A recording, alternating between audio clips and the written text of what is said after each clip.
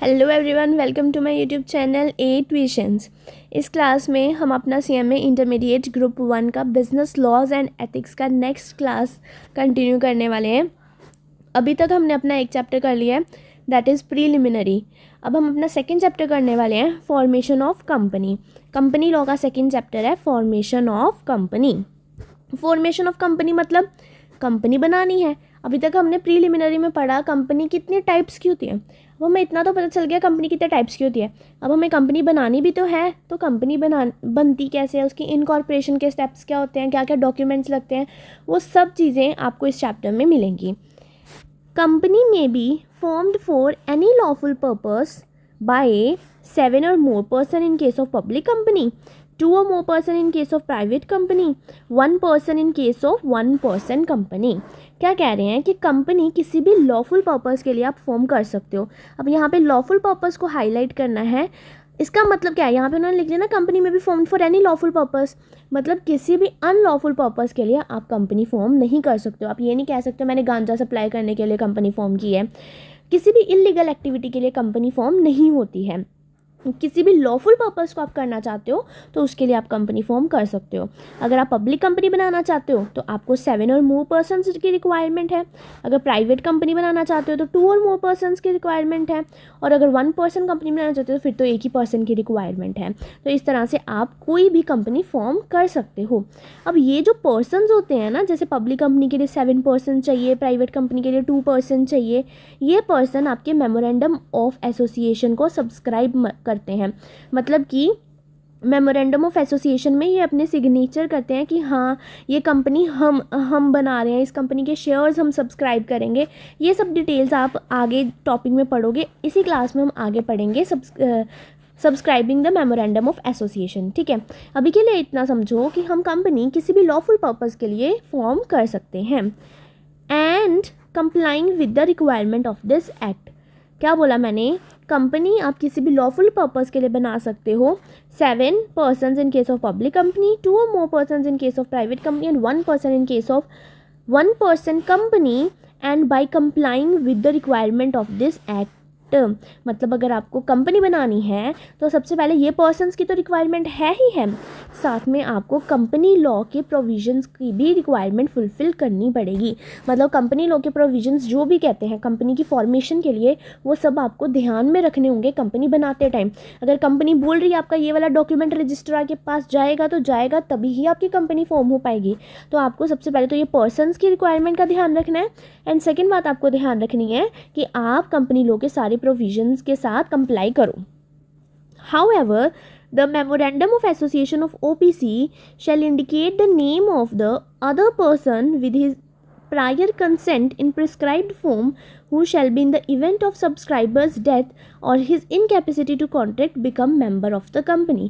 अब इसमें क्या बोल रहे हैं, आपने जो 1 पर्सन कंपनी में नॉमिनी वाला पढ़ा था ना, ये वही पॉइंट बोल रहा है। मैंने आपको यहाँ पे क्या बोला कि जो आपके ये पर्सन्स होते हैं ये आपके मेमोरेंडम ऑफ एसोसिएशन को सब्सक्राइब करते हैं। बट एक 1 पर्सन कंपनी ही एक ऐसी कंपनी है जिस case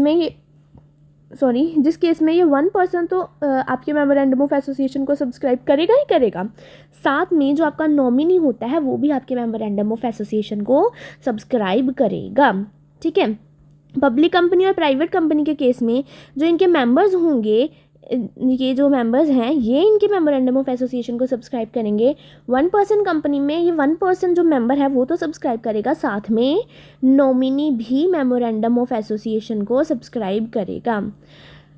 However, the MOA of OPC shall be indicate the name of the other person। क्या बोल रहे हैं, MOA of OPC memorandum of association of OPC में अदर पर्सन का भी नेम लिखा होगा with in his prior consent in prescribed form. उसकी कंसेंट के साथ, कि उसकी कंसेंट भी होनी चाहिए नॉमिनी बनने के लिए। हमने OPC प्रीलिमिनरी चैप्टर में पढ़ा था, नॉमिनी बनने के लिए उसकी कंसेंट लगती है नॉमिनी की। तो उसकी जो नॉमिनी है उसका नेम आएगा MOA में अलॉन्ग विद उसकी consent. Who shall in the event of subscribers death और his incapacity contract become the member of the company. जो रियल मेंबर है उसकी डेथ के बाद जो पर्सन मेंबर बन जाता है OPC का, उसे ही तो हम नॉमिनी कहते हैं ना। तो इन्होंने ये लंबा करके लाइन लिखी है, मैंने आपको सिंपल में ये लाइन बोल दी। नेक्स्ट है स्टेप्स ऑफ इनकॉर्पोरेशन। अब मैंने आपको बता दिया कि कंपनी बन कैसे सकती है। अब हमें देखना है कि कंपनी बनाने के क्या स्टेप्स हैं। हमने देख लिया कंपनी बनाने के लिए क्या रिक्वायरमेंट्स है। सबसे पहले पर्सन वाली रिक्वायरमेंट फुलफिल कर लो और कंपनी लॉ के प्रोविजंस के साथ कंप्लाई करना है। अब कंपनी लॉ के प्रोविजंस हैं क्या, कंपनी लॉ क्या बोलता है कंपनी को फॉर्म करने के लिए, वो हम इसमें पढ़ने वाले हैं स्टेप्स ऑफ इनकॉर्पोरेशन में। फर्स्ट स्टेप क्या है, is to select the name of the company. सबसे पहला काम तो आपको कंपनी का नेम ही सिलेक्ट करना है। कंपनी की एक अलग आइडेंटिटी होनी चाहिए जो उसे नेम से ही मिलेगी, है ना। तो सबसे पहले तो आपको कंपनी का नेम सिलेक्ट करना पड़ेगा। While selecting the name comply with the provisions of rule 8 which provides list of undesirable name that cannot be adopted। कहते हैं जब आप नेम सिलेक्ट कर रहे हो ना तो आपको रूल नंबर 8 की लिस्ट को भी एक बार पढ़ लेना, उसे ध्यान में रख के आप नेम सिलेक्ट करना। अब ये रूल नंबर 8 की लिस्ट कहती क्या है, ये रूल नंबर 8 की लिस्ट में ना आपको कुछ नेम बता रखे हैं जो नेम आप अपनी कंपनी के नहीं रख सकते हो। Which provides the list of undesirable name that can not be adopted. कुछ ऐसे नेम्स हैं जो आप अडॉप्ट नहीं कर सकते अपनी कंपनी के नेम के लिए, वो नेम आपको बता रखे होते हैं। तो जब आप अपनी कंपनी का नेम सिलेक्ट करोगे तो ये रूल नंबर 8 की लिस्ट भी पढ़ लेना एक बार, ठीक है। An application for the reservation of name shall be made to the Ministry of Corporate Affairs in Form INC1 along with fees। जब आपने एक बार नेम सिलेक्ट कर लिया ना उसके बाद आपका नेक्स्ट स्टेप क्या होगा, an application for reservation of name.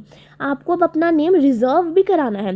जैसे एक बच्चे का जब हम नाम रखते हैं तो उसका बर्थ सर्टिफिकेट बनाते हैं जहाँ पे उसका नेम रिजर्व हो जाता है कि हाँ ये बच्चे का ये नेम है। उसी तरह से जब आप कंपनी का नेम रख रहे हो तो आपको उसे रिजर्व करवाना है नेम को कि ये हमारी कंपनी का नेम है, कोई और अभी से नहीं रखेगा, ये मैंने सिलेक्ट कर लिया मेरी कंपनी का name. shall be made to the Ministry of Corporate Affairs in Form INC1 along with fees। अब ये जो आप अपने नेम की रिजर्वेशन करवाओगे, ये रिजर्वेशन होगी कैसे, कोई फॉर्म वगैरह किसी को देना पड़ेगा तभी। अच्छा मैंने नेम रखा, मेरी कंपनी का नेम होगा 8 विजन्स लिमिटेड, मैंने सोच लिया, मैंने बोल दिया कि हाँ मैंने ये रिजर्वेशन कर लिया, मेरा नेम है, ऐसे कुछ होगा नहीं। कुछ लीगल वर्क करवाने पड़ेंगे आपको। मुझे जब मैंने एक बार नेम अपनी कंपनी का सिलेक्ट कर लिया, उस नेम की रिजर्वेशन करवानी है। वो रिजर्वेशन कैसे होती है, मिनिस्ट्री ऑफ कॉर्पोरेट अफेयर्स को फॉर्म INC1 भर के भेजना पड़ता है जिसमें सारी डिटेल्स लिखी होती है, कंपनी का नाम वगैरह, जिसमें हम कंपनी का नेम रिजर्व कर लेते हैं। जैसे हमने अपना पर्सन ने कोई अपना नेम रिजर्व करना हो तो वो बर्थ सर्टिफिकेट से होता है, उसी तरह से कंपनी ने अपना नेम रिजर्व करना होता है तो उसे फॉर्म INC1 भरना पड़ता है।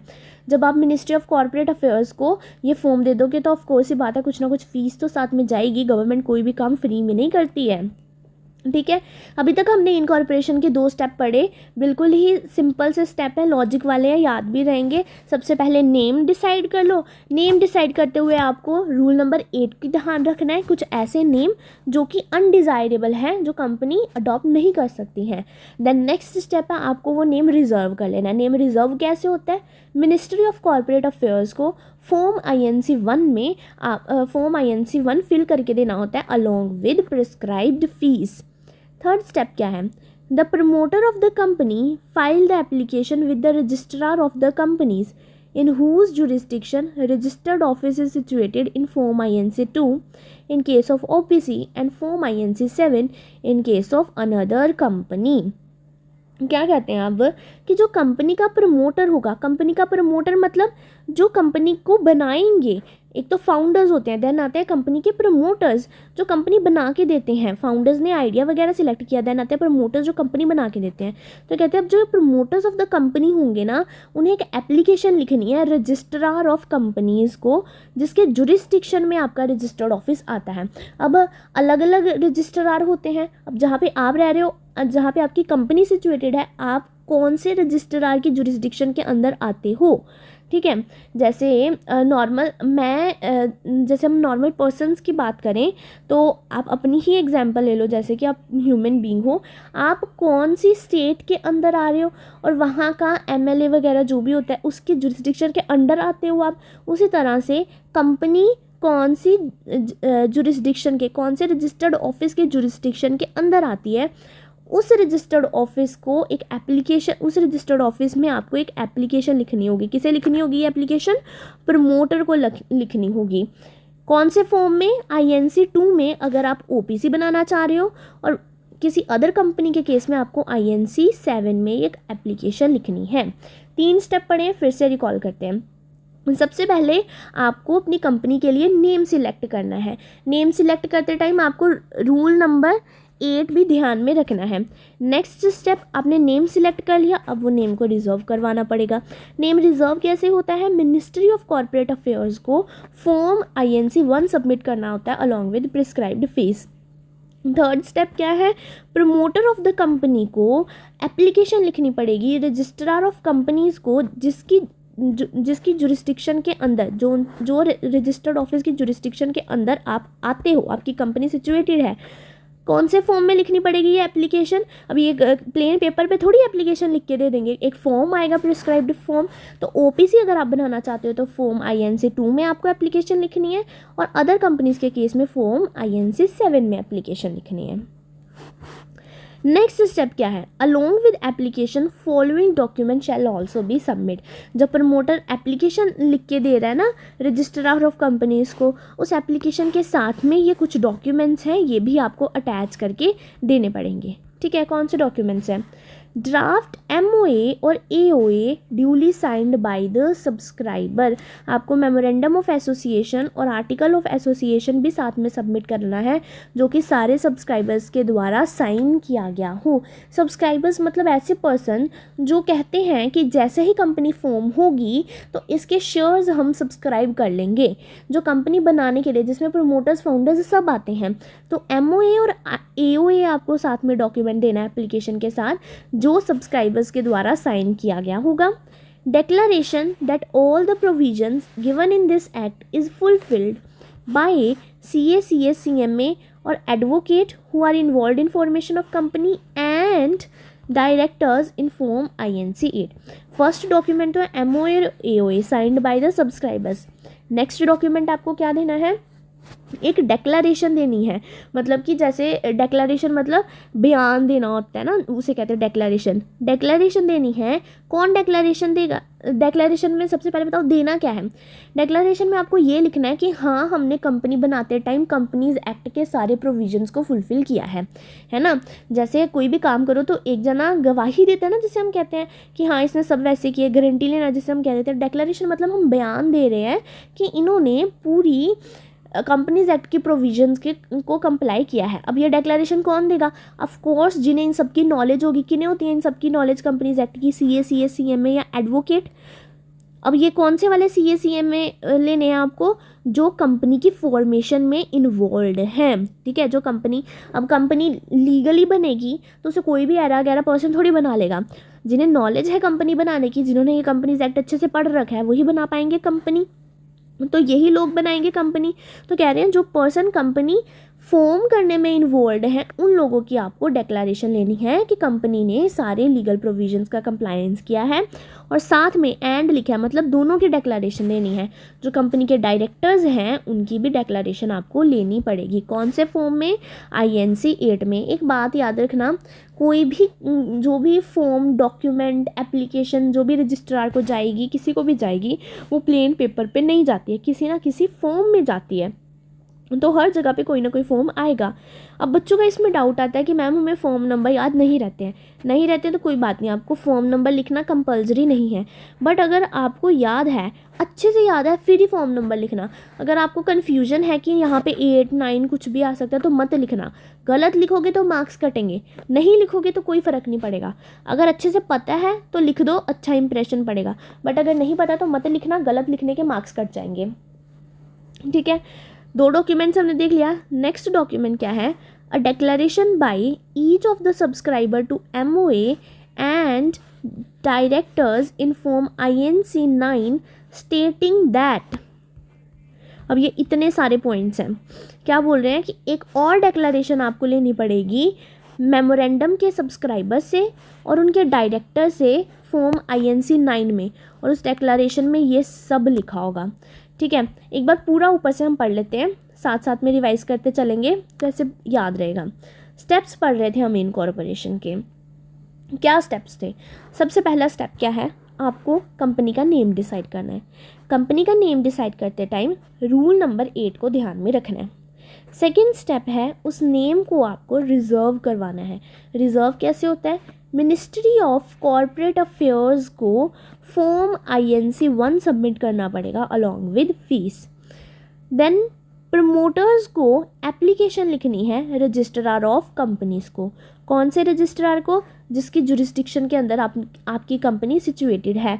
कौन से फॉर्म में? INC2 में लिखनी है अगर आप OPC हो, और अगर अदर कंपनीज के केस में INC7 में लिखनी है। अब इस एप्लीकेशन के साथ कुछ डॉक्यूमेंट्स भी जाएंगे। कौन से डॉक्यूमेंट्स जाएंगे? अभी तक हमने 2 पढ़े हैं, MOA और AOA duly signed by the subscribers. And second document is declaration कि सारे प्रोविजंस का हमने कंप्लायंस किया है by the CA, CS, CMA और advocate involved in the formation of a company and directors. कौन से फॉर्म में? फॉर्म नंबर INC8 में। थर्ड डॉक्यूमेंट अभी हम पढ़ रहे हैं, एक और डेक्लरेशन जाएगी, किसके द्वारा जाएगी? डायरेक्टर्स और सब्सक्राइबर, और नहीं यहाँ पे एंड है, ठीक है। Directors and subscribers to MOA की डेक्लरेशन जाएगी फॉर्म नंबर INC9 में। अब उस डेक्लरेशन में क्या लिखा होगा? पहली वाली डेक्लरेशन में तो यही लिखा था कि प्रोविजंस का सारा कंप्लायंस किया, बट नेक्स्ट डेक्लरेशन में कुछ डिटेल्स दे रखी हैं, ये लिखी होंगी, पढ़ते हैं। We are not involved in any offense, fraud in connection with formation, promotion और management of any company। कौन डेक्लरेशन दे रहा है ये भला?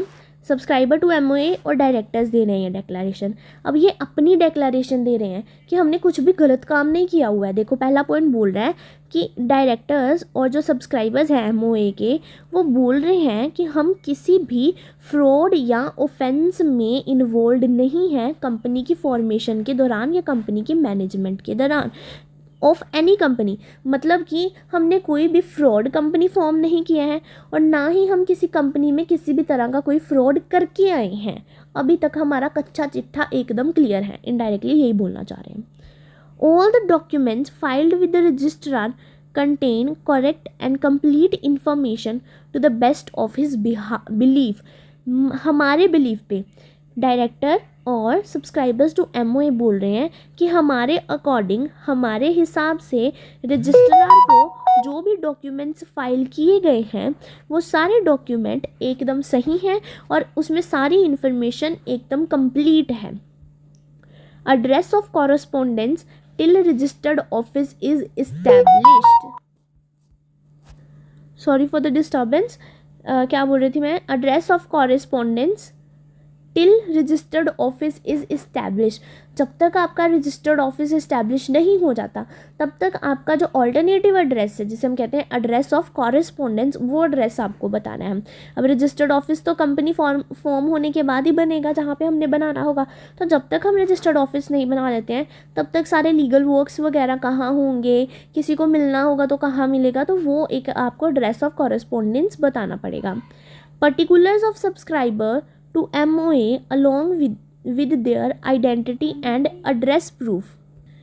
जिन्होंने MOA को सब्सक्राइब किया है, जिन मेंबर्स ने सब्सक्राइब किया है MOA को, उनके पर्टिकुलर्स मतलब उनकी डिटेल्स पूरी, name, address, Aadhaar card number, date of birth, जो भी कितने शेयर्स आप सब्सक्राइब करने वाले हो, सारी डिटेल्स देनी है आपको with their identity and address proof. Registrar if satisfied shall register. यहाँ पे हमारा डॉक्यूमेंट्स ख़त्म हो गया था, यहाँ पे नेक्स्ट पॉइंट स्टार्ट था, तो इसका कलर मैंने चेंज करना भूल गई थी, अभी कर दिया। अभी देखो हम फिर से वापस गो थ्रू करते हैं, यहाँ तक हमने कितना पढ़ लिया, फिर नेक्स्ट पॉइंट पढ़ेंगे। हम देख रहे हैं इनकॉर्पोरेशन ऑफ कंपनी के स्टेप्स, मतलब कंपनी इनकॉर्पोरेट कैसे होती है। फर्स्ट स्टेप क्या है? सबसे पहले हमें कंपनी का नेम सिलेक्ट करना है। अब कंपनी का नेम सिलेक्ट करते टाइम हमें रूल नंबर 8 का भी ध्यान रखना है, जिसमें हमें ऐसी कुछ नेम्स की लिस्ट प्रोवाइड कर रखी है जो कि अनडिज़ायरेबल है, मतलब वो नेम हम कंपनी के लिए अडॉप्ट नहीं कर सकते हैं। एक बार नेम सिलेक्ट हो गया तो नेक्स्ट पॉइंट क्या है? नेम को रिजर्व करवाना है। रिजर्वेशन ऑफ नेम कैसे होती है? मिनिस्ट्री ऑफ कॉर्पोरेट अफेयर्स को फॉर्म INC1 सबमिट करना पड़ेगा along with prescribed fees. Next step क्या है? प्रमोटर ऑफ द कंपनी को एप्लीकेशन लिखनी पड़ेगी रजिस्ट्रार ऑफ कंपनीज़ को। कौन से रजिस्ट्रार को? जिसकी जुरिस्डिक्शन के अंदर आपकी कंपनी सिचुएटेड है। कौन से फॉर्म में? फॉर्म नंबर INC 2 में। देखो 1 के बाद 2 अगर आपकी OPC है तो, और अदर कंपनीज़ के केस में फॉर्म नंबर INC 7 में। अब इस एप्लीकेशन के साथ कुछ डॉक्यूमेंट्स भी जाएंगे रजिस्ट्रार को। तो 3 तरह के डॉक्यूमेंट्स हैं। सबसे पहले MOA और AOA देना पड़ेगा आपको, जिसे सब्सक्राइबर्स ने साइन किया हो। 2 डेक्लरेशंस देनी पड़ेंगी। पहली डेक्लरेशन है CA CS CMA advocate who are involved in the formation of a company. यहाँ पे इन इन्फॉर्मेशन लिख दिया, यहाँ पे फॉर्मेशन आएगा, कट कर लेना। Formation of the company and directors, form number INC 8 में। इस डेक्लरेशन में क्या लिखा होगा कि कंपनी बनाते टाइम हमने सारे प्रोविजंस की कंप्लायंस की है। अब देखो यहाँ पे ना एक निशानी सी मतलब बन जाती है, ये देखो कि जहाँ पे आपका CS CMA और एडवोकेट इंक्लूड है, इनकी डेक्लरेशन लग रही है, तो वहाँ पे तो यही डेक्लरेशन लगेगी ना कि कंपनी एक्ट के सारे प्रोविजंस के साथ कंप्लाई किया है। बट नेक्स्ट डेक्लरेशन किसकी है? MOA के सब्सक्राइबर्स एंड डायरेक्टर्स की। तो इसमें वो अपना कच्चा चिट्ठा बताएंगे। जो पहली वाली डेक्लरेशन है इसमें ये प्रोफेशनल लोग इन्वॉल्व हैं, तो ये अपना कच्चा चिट्ठा क्यों बताएंगे? तो ये क्या बता रहे हैं कि कंपनी ने ना कंपनी एक्ट के सारे प्रोविजंस के साथ कंप्लाई किया है। बट और ये आपको फॉर्म नंबर INC 8 में डेक्लरेशन देनी है। नेक्स्ट डेक्लरेशन में सब्सक्राइबर्स टू MOA और डायरेक्टर्स बता रहे हैं, ये डेक्लरेशन ये लोग कर रहे हैं, तो ये अपना कच्चा चिट्ठा देंगे ना। तो next declaration subscriber to MOA and directors देंगे फॉर्म नंबर INC 9 में। अब इस डेक्लरेशन में क्या लिखा होगा? ऊपर वाली डेक्लरेशन में क्या था? कंपनीज एक्ट के प्रोविजंस के साथ कंप्लाई किया है। नेक्स्ट डेक्लरेशन में लिखा होगा, ये 4 पॉइंट्स लिखे होंगे कि जो डायरेक्टर हैं और सब्सक्राइबर टू MOA हैं, उन्होंने कभी भी कोई भी फ्रॉड कंपनी फॉर्म नहीं की है, ना ही किसी कंपनी में कुछ फ्रॉड करके आए हैं। नेक्स्ट पॉइंट लिखेंगे वो अपनी डेक्लरेशन का कि उनके अकॉर्डिंग, उनके बिलीफ के अकॉर्डिंग जो कंपनी को फॉर्म करने के लिए डॉक्यूमेंट्स सबमिट किए गए हैं वो करेक्ट हैं और उसमें कंप्लीट इन्फॉर्मेशन दी गई है। अपनी पर्टिकुलर्स देंगे, मतलब अपनी डिटेल्स देंगे और अपना आइडेंटिटी एंड एड्रेस प्रूफ देंगे, एंड साथ में एड्रेस ऑफ कॉरेस्पॉन्डेंस देंगे जब तक आपका रजिस्टर्ड ऑफिस इस्टेब्लिश नहीं हो जाता है। ठीक है। नेम डिसाइड करना है, नेम की रिजर्वेशन करवानी है, एप्लीकेशन लिखेगा प्रमोटर, साथ में डॉक्यूमेंट्स देगा एप्लीकेशन के साथ। सब कुछ सबमिट करवा दिया। अब registrar if satisfied shall register all documents and information in the register and issue a certificate of incorporation in form number INC 11। अब आपने सारा काम कर लिया है, अब रजिस्ट्रार का काम शुरू हो जाएगा। आपका कितना काम था? 4-5 ही काम थे। सबसे पहले आपको नेम डिसाइड करना था, नेम की रिजर्वेशन करवानी थी, फिर प्रमोटर को एप्लीकेशन लिखनी थी अलॉन्ग विद डॉक्यूमेंट्स। ठीक है, यही 3 काम थे आपके। अब रजिस्ट्रार क्या करेगा? आपने सब कुछ दे दिया, अब रजिस्ट्रार डिसीजन लेगा ना कि उसे कंपनी फॉर्म करने देनी है कि नहीं। अगर रजिस्ट्रार सेटिस्फाइड होता है कि आपने सारे डॉक्यूमेंट्स और सारी इन्फॉर्मेशन सही दी है, करेक्ट दी है, तो उस केस में रजिस्ट्रार आपको सर्टिफिकेट ऑफ इनकॉर्पोरेशन इशू कर देगा फॉर्म INC 11 में। Registrar shall allot to the company a corporate identity number which shall unique identity of the company। अब रजिस्ट्रार जब आपको सर्टिफिकेट ऑफ इनकॉर्पोरेशन देगा ना INC 11 में, तो उसके साथ एक आपका यूनिक आइडेंटिटी नंबर भी देगा। अब हर कंपनी का ना एक अपना आइडेंटिटी नंबर होता है जिससे कंपनी की पहचान होती है।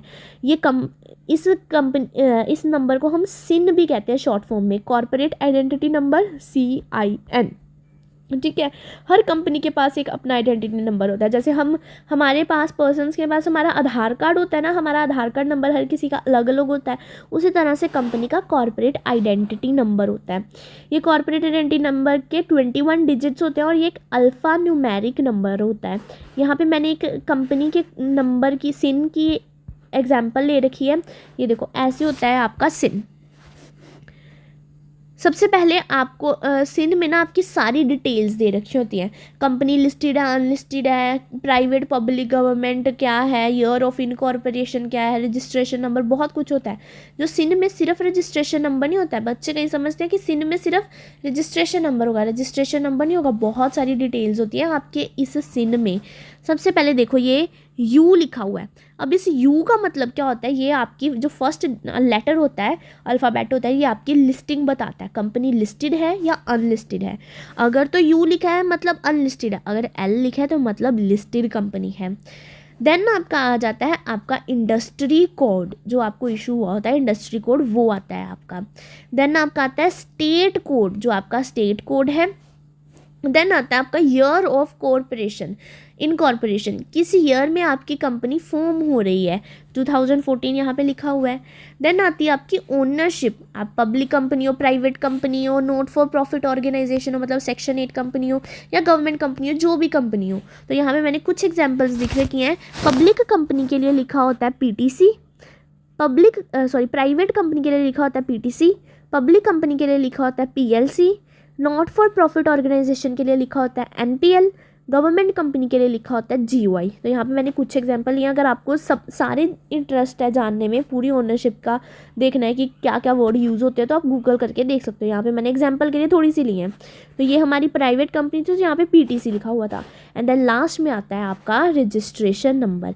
ऐसे बनता है आपका सिन, जिसमें बहुत सारी डिटेल्स दे रखी होती हैं, आपकी ownership, year of incorporation, state code, industry code, listing किस टाइप की है, एंड रजिस्ट्रेशन नंबर।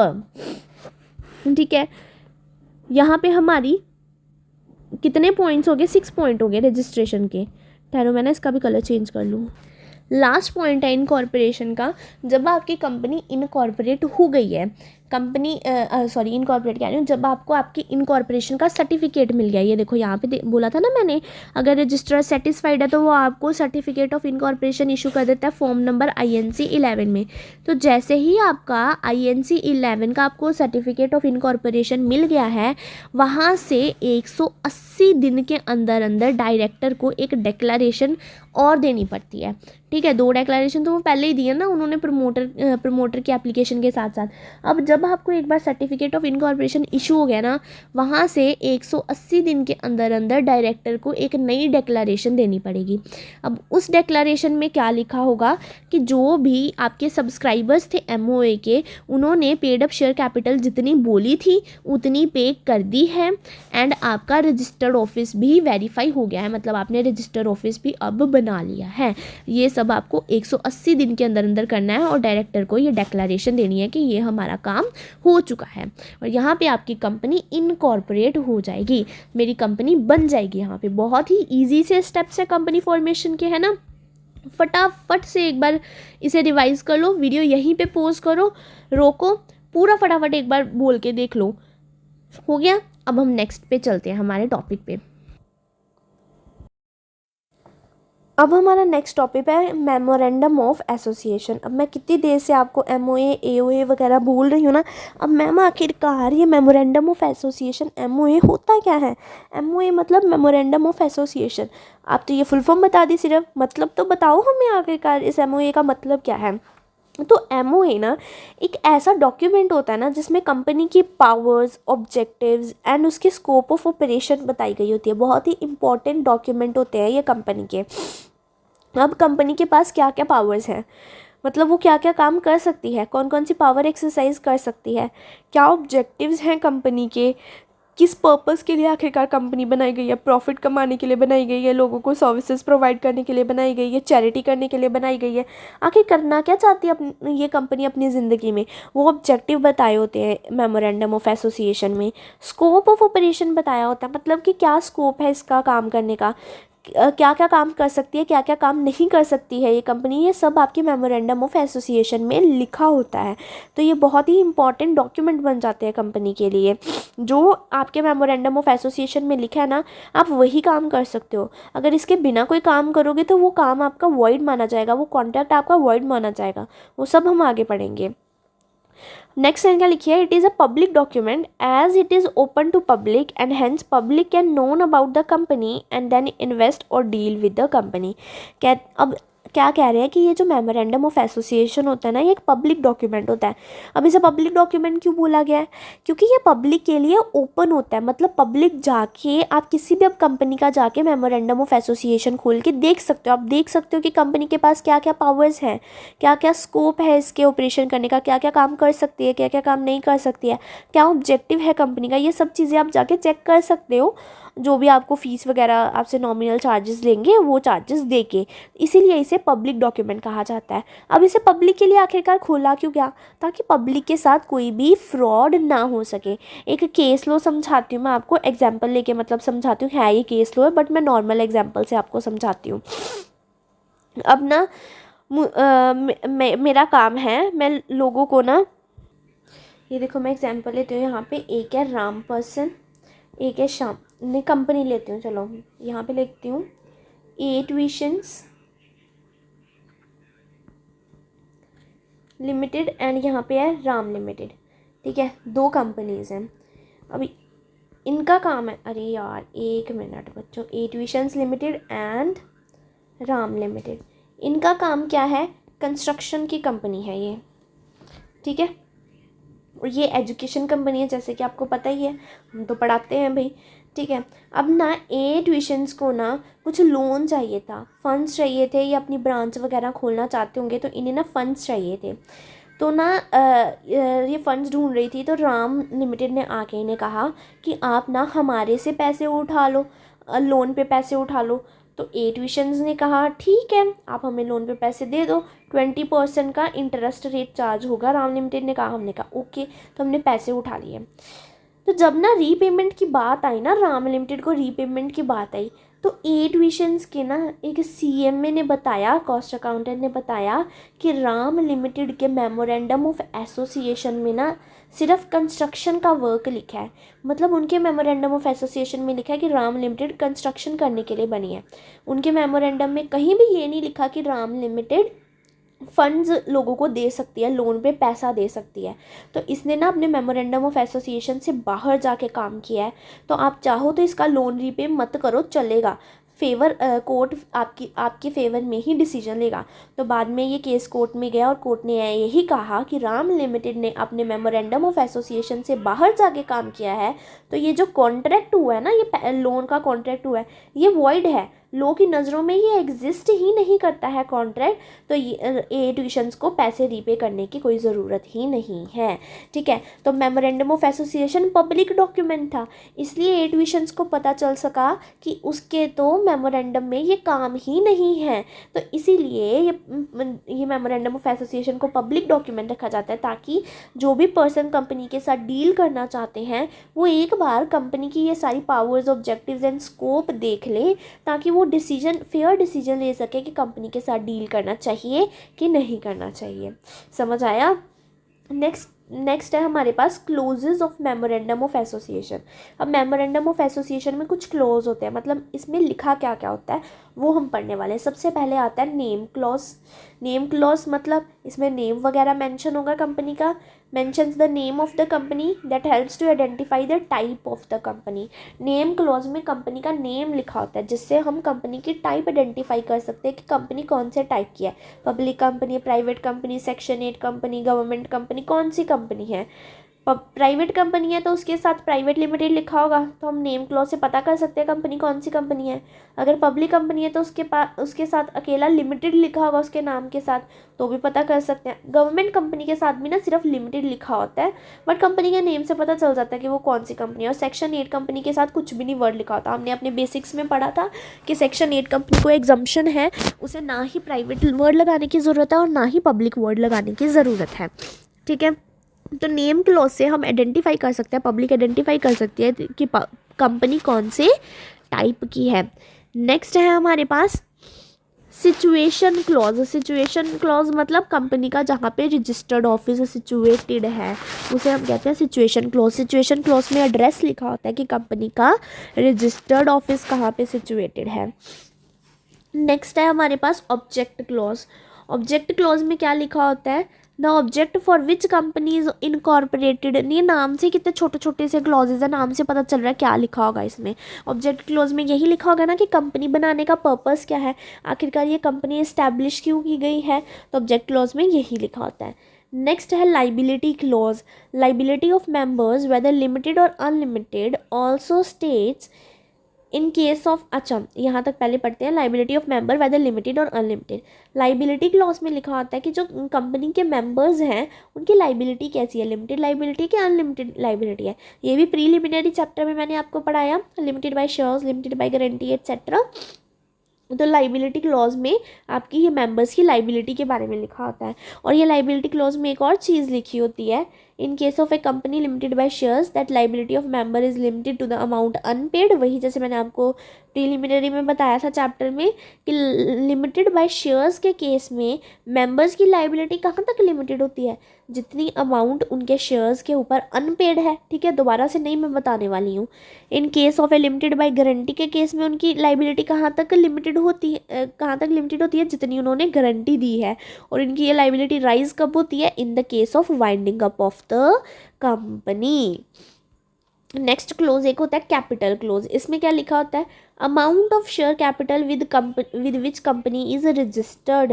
कितनी शेयर कैपिटल के साथ कंपनी रजिस्टर की गई है, मतलब ऑथराइज्ड शेयर कैपिटल कितनी है कंपनी की। Division of amount into shares of a fixed amount. आपने अपने शेयर्स को कौन से फिक्स्ड अमाउंट में डिवाइड किया है, मतलब कंपनी की अगर शेयर कैपिटल 10 लाख है तो आपने कितने शेयर्स की डिनोमिनेशन कितनी रखी है शेयर्स की। पर शेयर आपने 10 रुपये फेस वैल्यू रखी है, 20 रुपये शेयर फेस वैल्यू रखी है, तो ये आपको बताना पड़ेगा। Division of amount into shares बतानी पड़ेगी। Number of shares that subscribes to MOA agrees to that subscribers to MOA agrees to subscribe.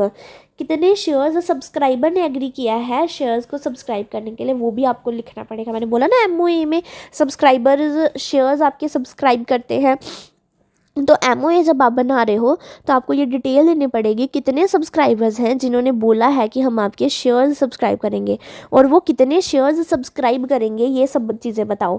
Which shall not be less than 1 share per subscriber. और कोई भी सब्सक्राइबर ये नहीं कहेगा कि मैं हाफ शेयर सब्सक्राइब करने वाले हूँ। हर सब्सक्राइबर को कम से कम 1 शेयर तो सब्सक्राइब करना ही पड़ेगा। नेक्स्ट है नॉमिनी क्लॉज। इसमें क्या लिखा होता है, in case of OPC name of the nominee to be mentions. Nominee clause सिर्फ ओपीसी के केस में होगा, सिंपल सी बात है। ओपीसी 1 पर्सन ही अपना नॉमिनी रखना है ना, तो ओपीसी के केस में आपके एक नॉमिनी क्लोज एक्स्ट्रा आ जाएगा जिसमें आपको नॉमिनी की डिटेल्स, उसका नेम वगैरह सब मेंशन करना पड़ेगा। नेक्स्ट है आपके फॉर्म्स ऑफ एमओए। ये एमसीक्यू में आ सकते हैं, एक बार को पढ़ लेना, याद रहे तो अच्छा, वैसे याद रह ही जाते हैं। देखो सीरियल वाइज पढ़ो। Table A MOA of company limited by shares. Table A में आपको कौन सा फॉर्म मिलेगा, MOA of company limited by shares. मतलब अब आपको ये जो एमओए बनाने हैं ये भी आप प्लेन पेपर पे थोड़ी बनाओगे एमओए, एक फॉर्म आएगा आपको। तो ये 5 फॉर्म आते हैं, table A, table B, table C, table D and table E. ये 5 फॉर्म आते हैं। अब हर कंपनी को अलग अलग मिलता है। अगर आपकी कंपनी लिमिटेड बाय शेयर्स हैं तो आपको टेबल ए में मेमोरेंडम ऑफ एसोसिएशन बनाना पड़ेगा। अगर आपकी कंपनी लिमिटेड बाय गारंटी है and not having share capital, और आपकी कोई शेयर कैपिटल नहीं है, तो टेबल बी में आपका मेमोरेंडम ऑफ एसोसिएशन बनेगा। अगर आपकी कंपनी लिमिटेड बाय गारंटी है और आपकी शेयर कैपिटल भी है तो टेबल सी में आपका मेमोरेंडम ऑफ एसोसिएशन बनेगा। अगर आपकी अनलिमिटेड कंपनी है और कोई शेयर कैपिटल नहीं है तो टेबल डी में फॉर्म बनेगा। और अगर आपकी अनलिमिटेड कंपनी है और शेयर कैपिटल भी है तो टेबल ई में आपका एमओए जाएगा। देखो ऐसे लिख लेना, पहले सबसे पहले A B C D E, फिर सबसे पहले लिखना लिमिटेड बाय शेयर्स, देन 2 लिखना लिमिटेड बाय गारंटी, 2 लिखना अनलिमिटेड, फिर सबसे पहले not having share capital, then having share capital, फिर not having share capital, having share capital. ऐसे बना लेना और फिर एमसीक्यू में टिक लगा लेना, आराम से, इजी है ना। नेक्स्ट कंसेप्ट है अब आपका डॉक्ट्राइन ऑफ अल्ट्रा वायरस। अब ये क्या कहता है, the term ultra vires simply means beyond powers. Ultra vires मतलब आपने कुछ कर दिया अपनी पावर्स से बियॉन्ड, उसे हम कहते हैं डॉक्ट्राइन ऑफ अल्ट्रा वायरस। ठीक है, जैसे मैंने आपको बोला मेमोरेंडम ऑफ एसोसिएशन में आपकी पावर्स लिखी होती है, कंपनी के पास क्या पावर है, कौन सा काम कर सकती है, कौन सा काम नहीं कर सकती है। अगर आप कोई काम अपनी पावर से बियॉन्ड कर दो, अपनी पावर से बाहर निकल के कर दो, तो उसे हम कहते हैं डॉक्ट्राइन ऑफ अल्ट्रा वायरस। अब वो क्यों वो करने के बाद आपके क्या क्या कॉन्सिक्वेंसेज होंगे वो सब हम इसमें पढ़ने वाले हैं। एन एक्ट और transaction shall be ultra virus if it is not permitted or authorized by the Company Act 2013 and it falls outside the object clause of the memorandum and its attainment is not incidental or ancillary to the attainment of the main object। कहते हैं कोई act आपका ultra vires तब माना जाएगा जब वो act आपका ना ही मेमोरेंडम ऑफ एसोसिएशन ऑथराइज कर रहा है और ना ही कंपनीज एक्ट आपको ऑथराइज कर रहा है। मतलब कि कोई ऐसा काम कर रहे हो जो कंपनीज एक्ट में करना वर्जित है, मतलब मना है, वो कंपनीज एक्ट के अकॉर्डिंग आप वो काम नहीं कर सकते, आपने कोई ऐसा काम किया है तो मतलब आपने अल्ट्रा वायरस ट्रांजैक्शन किया है। अब आप दूसरी तरह से भी आप अल्ट्रा वायरस ट्रांजैक्शन कर सकते हो। कंपनीज एक्ट में तो चलो परमिट है वो काम, बट आपके एमओए में परमिट नहीं था, आपने अपने एमओए में लिखा ही नहीं था। जैसे मैंने एग्जांपल पढ़ी लोन वाली, अब लोन देना कंपनी एक्ट ने मना थोड़ी किया है, बट आपने तो एमओए में लिखा ही नहीं कि आपकी कंपनी लोन दे सकती है, तो आपने अपने मेमोरेंडम ऑफ एसोसिएशन से बाहर जाके काम किया है, तो वो आपका ट्रांजैक्शन अल्ट्रा वायरस ट्रांजैक्शन कहलाएगी। An act done or a contract made by the company which is beyond the powers of a company is wholly void and inoperative in law and is not binding on the company। क्या कह रहे हैं, आपने कोई भी act किया है जो कि अल्ट्रा वायरस एक्ट है, मतलब आपकी मेमोरेंडम ऑफ एसोसिएशन की पावर्स से बियॉन्ड है, या फिर कंपनीज एक्ट ने अलो ही नहीं किया है आपको वो काम करना, आपने कोई ऐसी ट्रांजैक्शन की है, अल्ट्रा वायरस ट्रांजैक्शन की है, तो वो ट्रांजैक्शन कंप्लीटली वॉइड होती है। ठीक है, एकदम मतलब वॉइड होती है। आपने फाउंडेशन में पढ़ा होगा इंडियन कॉन्ट्रैक्ट एक्ट में वॉइड वगैरह, जिसने नहीं भी पढ़ा है सिंपल मतलब वॉइड मतलब जो कॉन्ट्रैक्ट लॉ की नज़रों में एग्जिस्ट ही नहीं करता है, उसे हम कहते हैं वॉइड। तो अल्ट्रा वायरस ट्रांजैक्शन वॉइड होती है, इनऑपरेटिव होती है, मतलब लॉ कहेगा ही नहीं कि ये ट्रांजैक्शन हुई है कभी। जैसे मैंने एग्जांपल ली थी, लॉ ने कहा ही नहीं कि ये कोई कॉन्ट्रैक्ट है, अब वो इनऑपरेटिव है, लॉ कभी नहीं कहेगा एट विशन को लोन वापस करने के लिए, क्योंकि आपने ट्रांजैक्शन ही वॉइड ट्रांजैक्शन की है। ठीक है, impact of the doctrine of ultra virus is that a company can neither be sued on ultra virus transaction nor can it sue on it। क्या कहते हैं कि अल्ट्रा वायरस कॉन्ट्रैक्ट का impact क्या होता है कि अगर आपने कोई अल्ट्रा वायरस ट्रांजैक्शन की है, उस ट्रांजैक्शन के बेस के ऊपर ना ही कंपनी किसी और कंपनी को स्यू कर सकती है और ना ही कोई और उस कंपनी को स्यू कर सकता है। जैसे अब 8 विशन अभी राम लिमिटेड ने केस किया था ना, अब राम लिमिटेड ने अल्ट्रा वायरस ट्रांजैक्शन की थी, मेमोरेंडम ऑफ एसोसिएशन में उसे अलाउड नहीं था वो काम करना, तो राम लिमिटेड 8 विशंस के ऊपर केस नहीं कर सकती थी, nor can it sue on it, ये दूसरी कंपनी के ऊपर केस नहीं कर सकती थी। और उसी तरह से 8 विशंस के ऊपर कोई भी केस नहीं कर सकता था, नाइदर कैन बी स्यूड, 8 विशंस के ऊपर नहीं था ना केस कर सकता राम लिमिटेड, क्योंकि 8 विशंस ने तो क्योंकि राम लिमिटेड ने अपनी अल्ट्रा वायरस ट्रांजैक्शन की थी, अपनी मेमोरेंडम ऑफ एसोसिएशन से बाहर जाके काम किया था। सिंपल सी बात है, अगर आपने अल्ट्रा वायरस ट्रांजैक्शन किया है तो ना ही आप केस कर सकते हो, ना ही आपके ऊपर कोई केस कर सकता है उस अल्ट्रा वायरस ट्रांजैक्शन को लेके, क्योंकि वो ट्रांजैक्शन एग्जिस्ट ही ना करती, लोगों की नज़रों में तो वो कोई ट्रांजैक्शन है ही नहीं है। Since MOA is a public document, it is open to public inspection। मैंने पहले ही बोला MOA एक पब्लिक डॉक्यूमेंट होता है, तो ये पब्लिक की इंस्पेक्शन के लिए ओपन होता है, मतलब कोई भी जाना आके इसको पढ़ सकता है। It is assumed that the outsider has the knowledge about the powers of the company and scope of its operation। This principle is called doctrine of constructive notice। If it undergoes any transaction beyond the power of the company, then it is void and he cannot claim any benefit। अब यहाँ पे हमने doctrine of ultra virus तो पढ़ रहे थे ना, अब डॉक्ट्राइन ऑफ अल्ट्रा वायरस के साथ साथ लगता है कंसेप्ट आता है डॉक्ट्राइन ऑफ कंस्ट्रक्टिव नोटिस। अब ये क्या बोलता है डॉक्ट्राइन ऑफ कंस्ट्रक्टिव नोटिस, मैंने क्या बोला कि MOA एक पब्लिक डॉक्यूमेंट है, मतलब कोई भी पब्लिक का पर्सन उसे आके देख सकता है कि कंपनी की क्या पावर है, क्या स्कोप ऑफ ऑपरेशंस हैं। अब देखो, जैसे 8 विशंस राम लिमिटेड के साथ कॉन्ट्रैक्ट करके आई थी। सोचो 8 विजन्स को नहीं पता होता कि राम लिमिटेड लोन ले सकती है। चलो यहाँ पे ना हम दूसरी एग्जांपल लेते हैं। 8 विजन्स है एंड राम लिमिटेड है, ठीक है। ये कंस्ट्रक्शन कंपनी है, ठीक है। अब ए लिमिटेड ने ना राम लिमिटेड को ना पता है क्या दे दिए। अच्छा ये देखो मैंने ऐसी एग्जांपल बनाई है, ये ए लिमिटेड है, ये राम लिमिटेड है, ठीक है। राम लिमिटेड के ना एमओए में लिखा हुआ था कि ये ना आउटसाइडर्स से पैसे नहीं उठा सकती है, बाहर से पैसे नहीं उठा सकती है। इसे जब भी पैसे चाहिए तो ये सिर्फ अपने मेंबर्स से उठा सकती है। ऐसा क्लोज लिखा हुआ था राम लिमिटेड ने अपने मेमोरेंडम ऑफ एसोसिएशन में, ठीक है। राम लिमिटेड को पैसों की ज़रूरत पड़ी तो उसने ना ए लिमिटेड से पैसे उठा लिए, एज अ लोन उठा लिए पैसे। अब 8 विजन्स ने जब लोन रीपेमेंट मांगा ना तो राम लिमिटेड ने बोला कि मैं लोन रीपे नहीं करूँगा, क्योंकि मेरे मेमोरेंडम ऑफ एसोसिएशन में लिखा है कि मैं बाहर से पैसा नहीं उठा सकती हूँ। कंपनी बोल रही है राम लिमिटेड कि मेरे मेमोरेंडम ऑफ एसोसिएशन में लिखा है कि मैं बाहर से पैसा नहीं उठा सकती हूँ, तो ये जो हमने लोन का कॉन्ट्रैक्ट किया ना ये वॉइड है, ये लॉ की नज़रों में एग्जिस्ट ही नहीं कर रहा, तो मैं तेरे को लोन रीपेमेंट नहीं करूँगा। 8 विजन्स जाती है कोर्ट में केस करने, कहते हैं कि इन्होंने मेरे साथ फ्रॉड किया है, मैंने इनका मेमोरेंडम ऑफ एसोसिएशन पढ़ा ही नहीं था।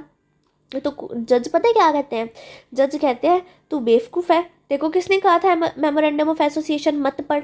मैंने तो बोला है ना कि memorandum of association public document होता है, उन्होंने तो अपना ये मेमोरेंडम ऑफ एसोसिएशन रजिस्ट्रार को दिया ना, तो ये तेरी रिस्पॉन्सिबिलिटी बनती है कि तू ये एमओए पढ़ के जाए।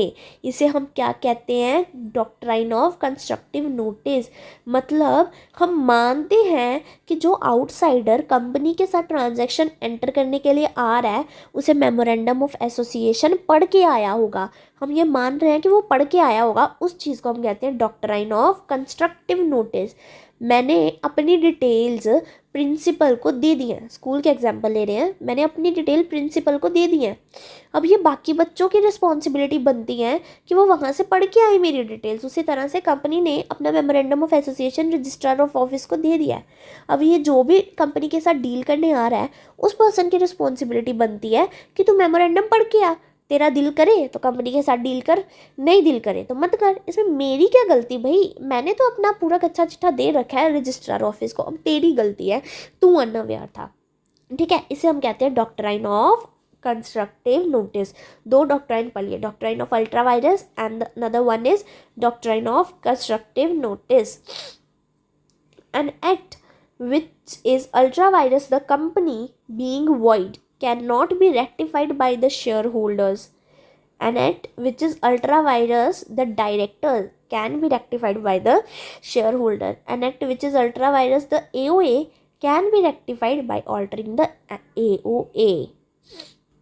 अब इसमें क्या बोल रहे हैं कि जो आप अल्ट्रा वायरस एक्ट करते हो ना, ये 3 तरह से अल्ट्रा वायरस हो सकता है। Ultra vires to the company, ultra vires to the directors and ultra vires to the AOA.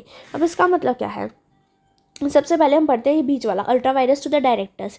अब मैंने क्या बोला, अल्ट्रा वायरस मतलब बियॉन्ड द पावर जाके काम करना, जो आपकी पावर में नहीं है उससे बाहर निकल के काम करना। अब मैं शेयर होल्डर हूँ, मैंने एक डायरेक्टर को बोला कि तेरा काम है कि मेरी कंपनी है, एजुकेशन वाली कंपनी है ना, मेरा डायरेक्टर था, मैंने उसे बोला तेरा काम है कि यहाँ पे जो भी पर्सन एडमिशन करवाने आएगा ना उसकी एडमिशन कर देनी है तुझे सिर्फ, ठीक है। कोई कंसेशन वगैरह वो तेरा काम नहीं है, तुझे सिर्फ एडमिशन करनी है, उनकी फ़ीस लेनी है, उन्हें पूरे जो भी डॉक्यूमेंट्स वगैरह लेने हैं एडमिशन करके दे देनी है। ये मैंने पावर दी डायरेक्टर को, ये डायरेक्टर को पावर मिल गई। अब ना डायरेक्टर के पास एक स्टूडेंट एडमिशन करवाने आया, उसने बोला कि मैं ना आपके पास 20 बच्चे और लेके आऊँगा, आपको ना बस मेरी फ़ीस 50% कंसेस करनी है। तो डायरेक्टर ने बोला भाई ये तो बड़ा अच्छा ऑफ़र है। मैं ना क्लास में बिज़ी थी, उसने मेरे से बात करने की ट्राई की पर मेरे से बात हो नहीं पाई, तो उसने बोला कि मैं ये ऑफ़र हाथ से जाने नहीं दे सकता, नुकसान हो जाएगा, तो ऐसे करते हैं इसकी 50% कंसेशन कर देते हैं। मैं बाहर आई तो मुझे पता चला इसने तो किसी स्टूडेंट की 50% कंसेशन कर दिया है। मैंने उसे डांटा, मैंने बोला मैंने तेरे को ये पावर दी, तूने अल्ट्रा वायरस कॉन्ट्रैक्ट किया है, ये वॉइड हो जाएगा, मैं नहीं मानूंगी। तो उसने बोला सॉरी, तो मैंने बोला कि मैं नहीं मानूंगी, ये वॉइड हो जाएगा। तो मैंने वो जो स्टूडेंट एडमिशन कराया था ना, मैंने बोला ये एडमिशन नहीं मानी जाएगी, पूरा 100% फीस दो, ये उसकी डायरेक्टर की पावर्स में नहीं था, तो मैं कॉन्ट्रैक्ट वॉइड कर दूंगी।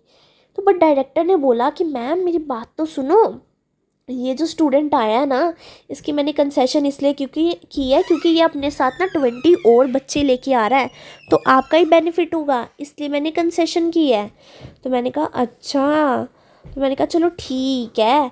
मैंने स्टूडेंट को बोला ठीक है, मैं आपकी 50% कंसेशन मानता हूँ।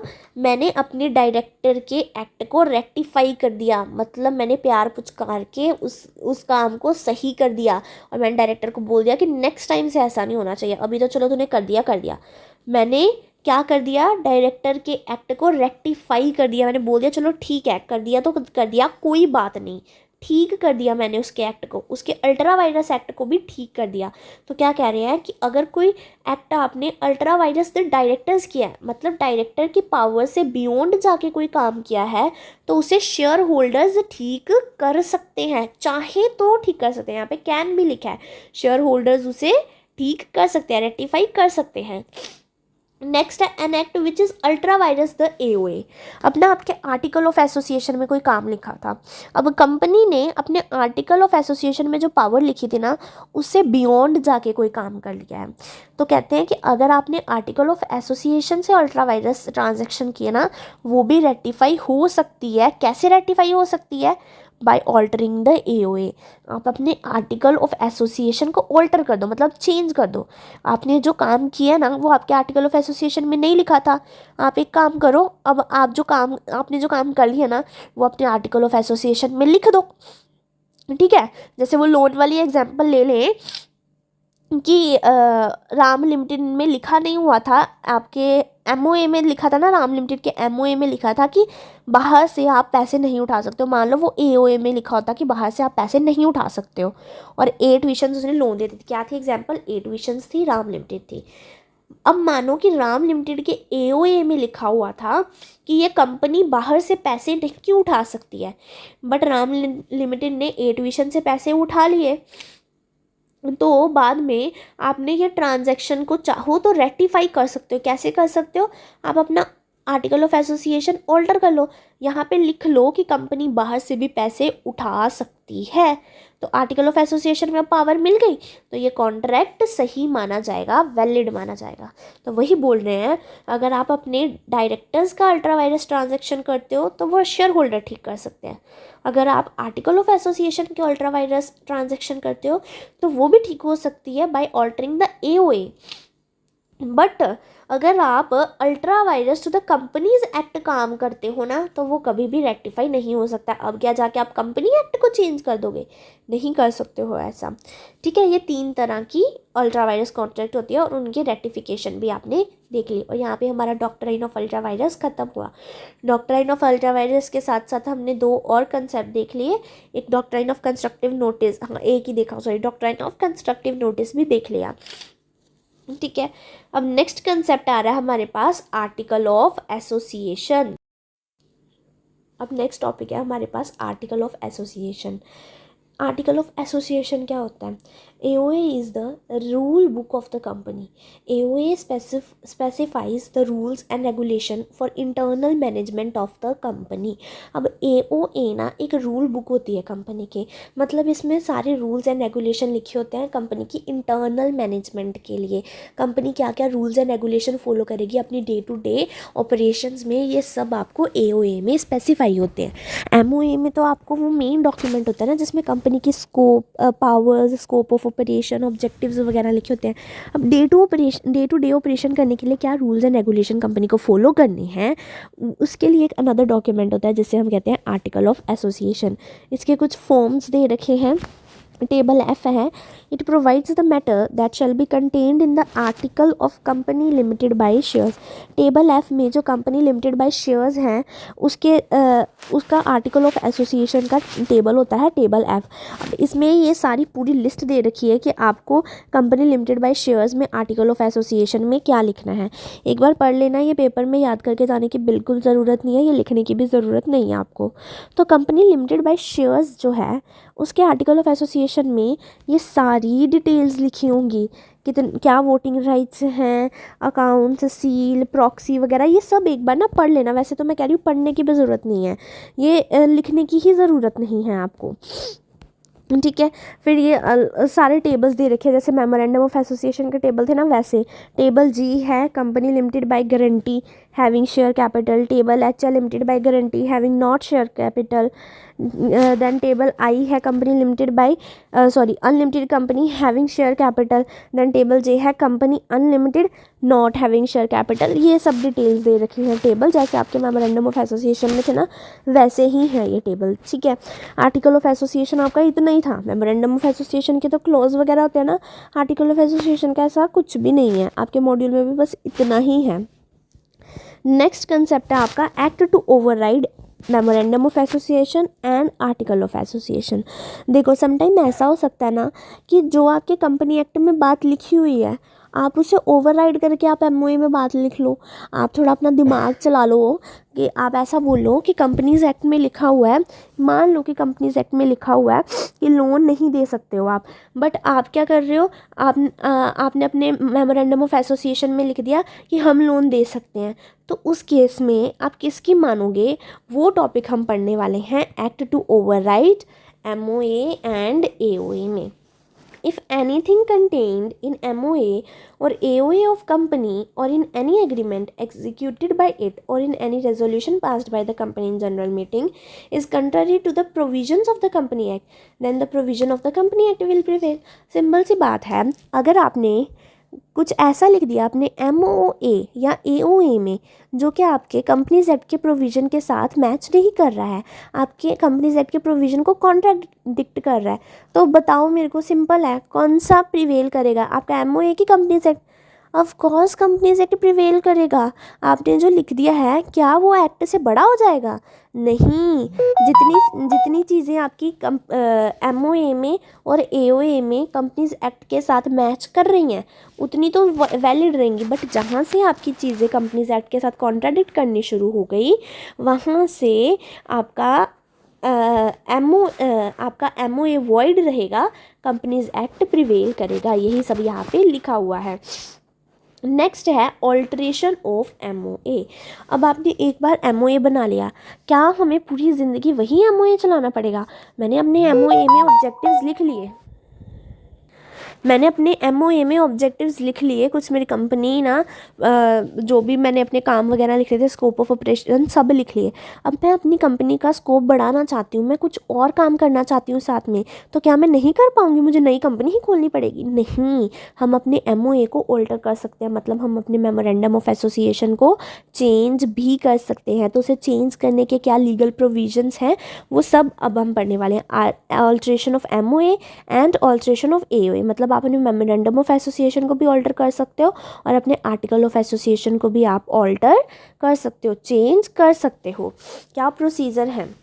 द कंपनी में alter the provision of its memorandum लिखना था यहाँ पे, memorandum of association by passing a special resolution. Company अपने मेमोरेंडम ऑफ एसोसिएशन को ऑल्टर कर सकती है स्पेशल रेजोल्यूशन पास करके। सबसे पहले उसे जनरल मीटिंग बुला के स्पेशल रेजोल्यूशन पास करना पड़ेगा, फिर ही वो अपने मेमोरेंडम ऑफ एसोसिएशन को ऑल्टर कर सकती है। अब आप कंपनी का स्कोप ही चेंज करने वाले हो, कंपनी का ऑब्जेक्टिव चेंज करने वाले हो, पावर्स चेंज करने वाले हो, तो सारे मेंबर्स की परमिशन तो लगेगी ना, जिनका पैसा लगा हुआ है कंपनी में उनकी परमिशन तो लगेगी। तो इसीलिए स्पेशल रेजोल्यूशन सबसे पहले आपको पास करना पड़ेगा। अब सबसे पहला है change in name clause. Memorandum of association में अब आपके क्लोज होते हैं, name close, situation close, object close वगैरह। अब अगर आपको मेमोरेंडम ऑफ एसोसिएशन को ऑल्टर करना है तो सीधी सी बात है, आप ये क्लॉजेज में ही चेंज करोगे ना। तो सबसे पहला है चेंज इन नेम क्लॉज। अब नेम क्लॉज 3 तरह से चेंज हो सकता है, ऑल्ट्रेशन या change in name, rectification of name, and the third one है यहाँ पे है थर्ड वन, ठीक है। तो सबसे पहले हम देखते हैं अपना ऑल्टरेशन या चेंज ऑफ नेम। हम अपनी कंपनी का नेम ही चेंज करना चाहते हैं, उस केस में क्या क्या प्रोविजंस रहेंगे? Any change in a name of a company shall be affected only with the approval of the central government in writing। अगर आप अपनी कंपनी का नेम चेंज करना चाहते हो ना, तो सबसे पहले तो मेन बात आपको सेंट्रल गवर्नमेंट की राइटिंग में अप्रूवल लेनी पड़ेगी। कंपनी का नेम चेंज करना बहुत बड़ी बात हो जाती है ना, कंपनी की पूरी आइडेंटिटी चेंज हो रही है, नेम ही चेंज हो रहा है, तो उस केस में आपको सेंट्रल गवर्नमेंट की अप्रूवल तो लेनी ही पड़ेगी। अभी जो लोग कंपनी को पहले रिलायंस के नाम से जानते थे, अब उसका आप नेम ही चेंज कर रहे हो, उसकी पूरी आइडेंटिटी चेंज कर दोगे, तो सेंट्रल गवर्नमेंट की परमिशन तो लेनी पड़ेगी। बड़ा काम करने जा रहे हो यार, ठीक है। The approval of the central government is not required if only change in the name of a company is deletion of a word private consequent upon the conversion of private company into public company, addition of the word private consequent to conversion of public company into private company। कहते हैं कि अगर आप सिर्फ company के नाम में इतना ही चेंज कर रहे हो कि पहले प्राइवेट कंपनी लिखा हुआ था, वहाँ पे काट के पब्लिक कंपनी कर रहे हो, मतलब आप अपनी प्राइवेट कंपनी को पब्लिक कंपनी में कन्वर्ट कर रहे हो, या फिर पब्लिक कंपनी को प्राइवेट कंपनी में कन्वर्ट कर रहे हो, तो इसके लिए सेंट्रल गवर्नमेंट की परमिशन लेने की ज़रूरत नहीं है। इससे कोई ज़्यादा फ़र्क नहीं पड़ रहा। रिलायंस लिमिटेड से रिलायंस प्राइवेट लिमिटेड होना चाहती है तो ज़्यादा फ़र्क नहीं पड़ेगा, तो सेंट्रल गवर्नमेंट की परमिशन लेने की ज़रूरत नहीं है। बट आप रिलायंस से टाटा करना चाहते हो तो आपका तो पूरा आइडेंटिटी चेंज हो रहा है, तो उस केस में सेंट्रल गवर्नमेंट की परमिशन की रिक्वायरमेंट पड़ेगी, ठीक है। अब कैसे होता है, सबसे पहले कंपनी को, वही मैंने ये जो मैंने ऊपर आपको बताया ना, वो मैंने यहाँ पे शॉर्ट में डायग्राम में बना दिया है। कंपनी को स्पेशल रेजोल्यूशन पास करना पड़ेगा। सबसे पहले मेंबर्स की परमिशन लोगे और स्पेशल रेजोल्यूशन पास कर लोगे, है ना। फिर उसके बाद मेंबर्स ने बोल दिया कि नेम चेंज कर लो, तो फिर अब सेंट्रल गवर्नमेंट से पूछ लो कि क्या आप नेम चेंज कर सकते हैं। सेंट्रल गवर्नमेंट ने अप्रूवल दे दिया है, तो फिर रजिस्ट्रार को बता दो, भाई हम अपना नेम चेंज कर रहे हैं, हमारा नेम चेंज कर दो, मेमोरेंडम ऑफ एसोसिएशन में हर डॉक्यूमेंट में नेम चेंज कर दो। रजिस्ट्रार को तो बताना ही पड़ेगा ना, तो रजिस्ट्रार आपका नेम चेंज कर देगा, रिप्लेस कर देगा, न्यू सर्टिफिकेट ऑफ इनकॉर्पोरेशन आपको इशू कर देगा, और ऐसे आपका नेम चेंज हो जाएगा। नेक्स्ट है रेक्टिफिकेशन ऑफ नेम। आप अपना नेम सही करवाना चाहते हो। If in the opinion of a central government the name of a company is identical with the name of a existing company, central government direct to change the name within 3 months of issue of such direction. अगर central government को ये लग रहा है कि company का name किसी और कंपनी के नेम के साथ आइडेंटिकल है, मतलब सेम है, किसी और कंपनी ने ना कंप्लेन कर दी होगी सेंट्रल गवर्नमेंट को कि भाई ये हमारा नेम ऐसा आइडेंटिकल है, सेम नेम है, भाई ये फ्रॉड हो जाएगा, लोगों को कन्फ्यूजन होगी, उस कंपनी को बोलो चेंज करने के लिए। सेंट्रल गवर्नमेंट सेटिस्फाई होगी कि हाँ सही बोल रहे हैं। तो अगर सेंट्रल गवर्नमेंट के ओपिनियन में सेंट्रल गवर्नमेंट को लग रहा है कि कंपनी का नेम किसी अनदर कंपनी के साथ, एग्जिस्टिंग कंपनी के साथ आइडेंटिकल है, तो सेंट्रल गवर्नमेंट आपको डायरेक्ट करेगी आपका नेम रेक्टिफाई करने के लिए, आपका नेम चेंज करने के लिए, और आपको वो नेम चेंज करना पड़ेगा with in 3 months of issue of such direction. जब सेंट्रल गवर्नमेंट ने आपको बोला ना कि नेम चेंज कर लो, वहाँ से 3 महीने के अंदर अंदर आपको अपना नेम चेंज करना पड़ेगा। कंपनी फिर स्पेशल रेजोल्यूशन पास करेगी within 15 days of the change of a name, intimated to the ROC about the such change, file with the ROC notice of change plus order of central government. The registrar shall make necessary changes in certificate of incorporation and MOA in form INC 25। अब company special resolution pass करेगी। Company को special resolution भी तो पास करना पड़ेगा ना। देखो central government ने कंपनी को बोला कि भाई तो अपना नेम चेंज कर ले।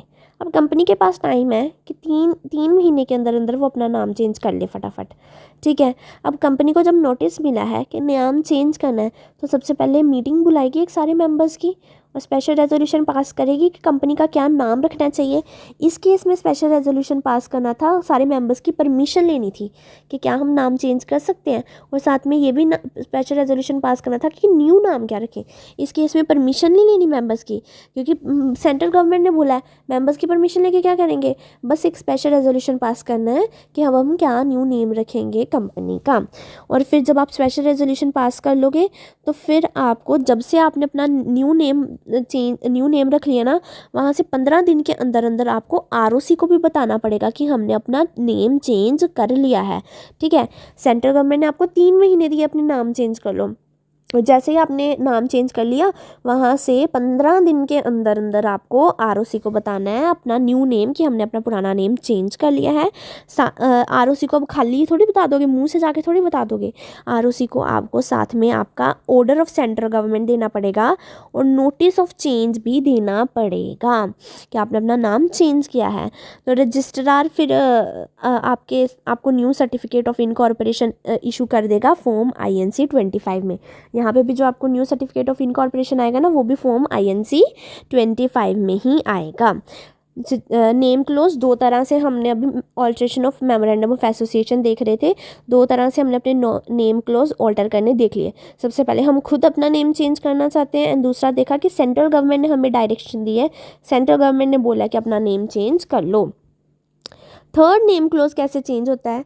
If the name of the company is identical with the name of the trademark of a existing company.